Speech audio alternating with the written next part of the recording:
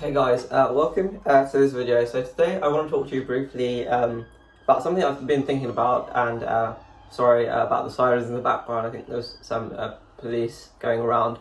But yeah, so something I've been thinking about recently is kind of like what medicine is likely to be like in the future.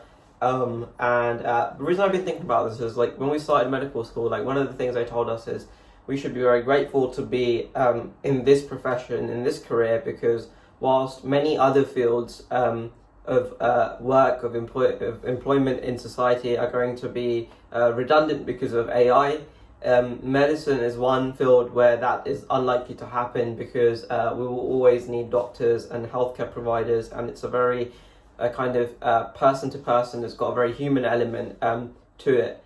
And I've been thinking about whether that's really actually true.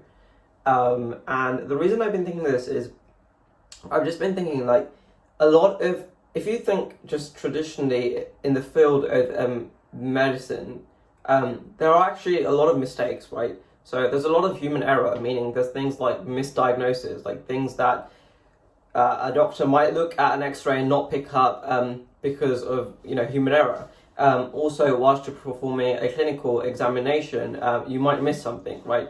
That's an example of human error.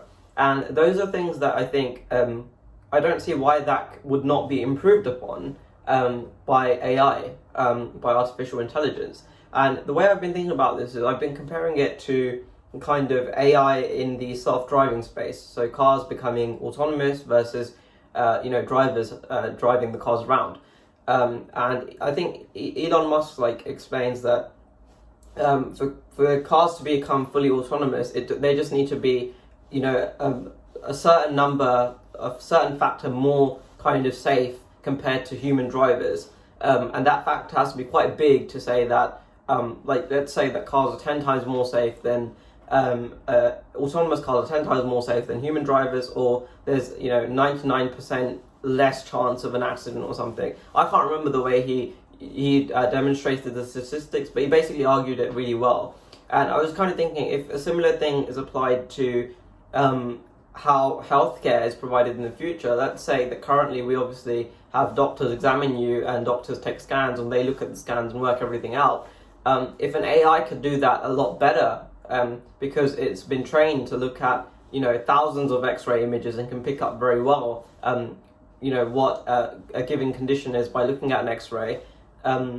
If it's so much better than what traditionally humans are capable of, why would it not make sense in the future that people walk into a hospital and just go through a really well-built scanner that does all these scans, and an AI just picks up most of what's going on? I guess some people could argue that that might be the case, but at the end of the day there will still be a doctor or someone that will look at those results to interpret them. And to me that makes a lot of sense. Definitely in the short term, I think even if we do build really capable AI machines that AI algorithms even with really well built scanners to sort of collaborate with the AI algorithm, it could, even if it could pick up very well what's going on, not just in the next way, but just let's say you walk through a scanner and it can detect things like your heart rate, it can detect other things that, other markers of health in general. There will still likely be a doctor at the end of it that will then use that information to provide a diagnosis or form a plan of treatment. But in the very long term, I don't really want to go there, but I'm thinking could an AI would it be possible for an AI to do everything?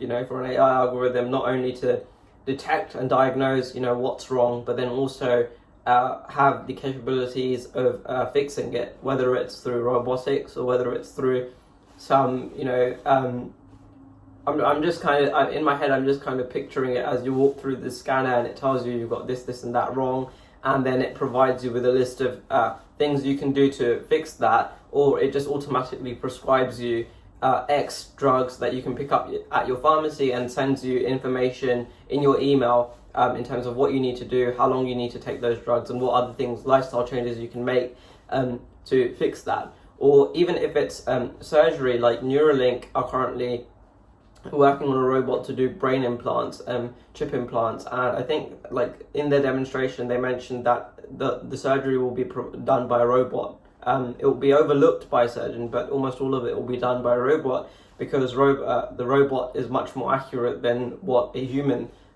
is capable of doing, right? Because we obviously operate with our hands. I'm not a surgeon, but I'm saying surgeons in general operate with their hands. Whilst we are using tools to help surgeons become more accurate, it's difficult to imagine how we could compete with, a robot that will have no sort of tremor, there's no shaking, it can perfectly pinpoint things.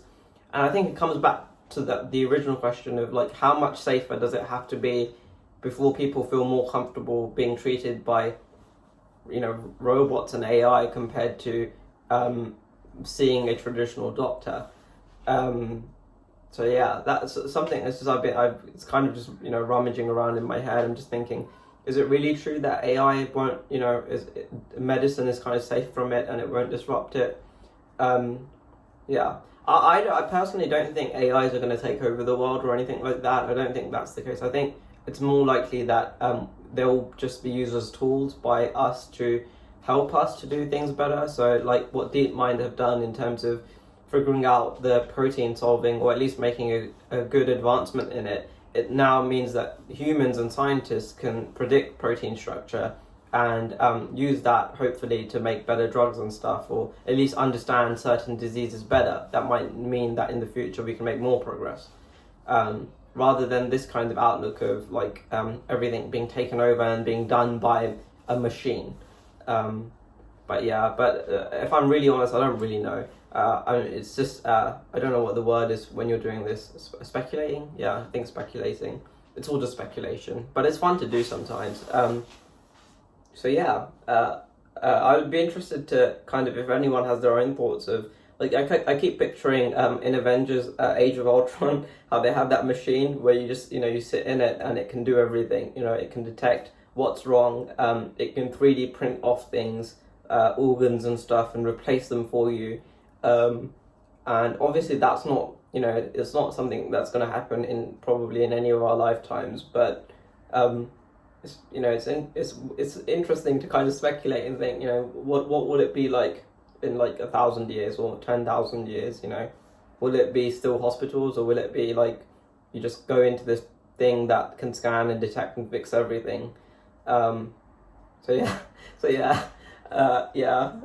you can see, I think I have too much spare time to think about things. This is what I do when I don't want to work, when I don't want to do actual work, like keep up with my course. So I just speculate about random things. But so if you have any thoughts, leave them in the description box. Anything that you think is interesting in this kind of thing, in this kind of aspect of, the future of medicine, and we can have a conversation. So cool. Thank you for watching. Take care and bye.